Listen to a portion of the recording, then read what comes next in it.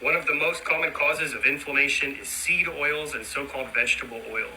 There are far too many posts to even count about all of the negative effects induced by seed oils due to their high omega-6 content.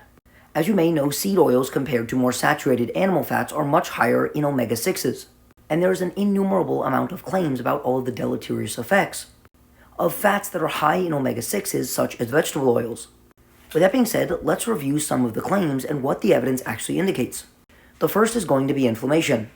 This study compared a diet high in omega-6s with a diet high in saturated fats, and found that in almost all groups, the group consuming high concentrations of omega-6s either had no change in their inflammatory markers or a decrease in their inflammatory markers, indicating the diet high in omega-6s were reducing their inflammatory markers, whereas the diet high in saturated fat either had no change or a positive change, in which it increased the levels of inflammatory markers within their bloodstream.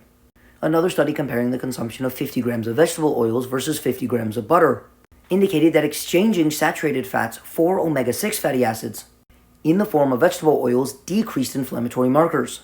Another very popular claim is fatty liver. The first study I talked about also looked at liver fat.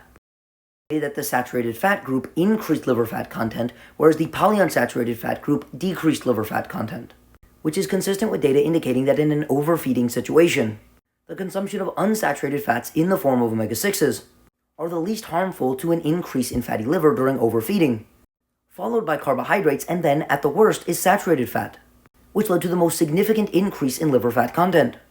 Another claim is that omega-6 fatty acids contribute to insulin resistance, therefore diabetes.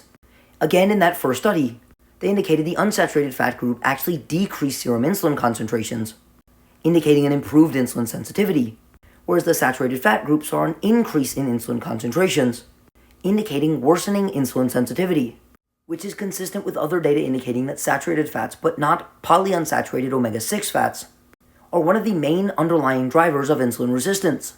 And when it comes to glucose-insulin homeostasis, polyunsaturated fats are better than both saturated fats and monounsaturated fats for improving glucose control and insulin sensitivity. And finally, as you may already be aware, omega-6 fatty acids decrease blood lipid contents while improving the triglyceride to HDL ratio.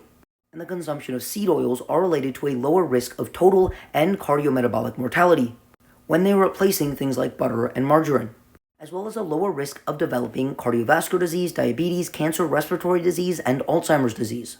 In the grand scheme of things, the myriad of claims about omega-6 fats and seed oils on the internet being harmful and deleterious to health doesn't actually appear to pan out when we feed human beings the replacements that many suggest being saturated fats, in replacement for seed oils that are high in omega-6s.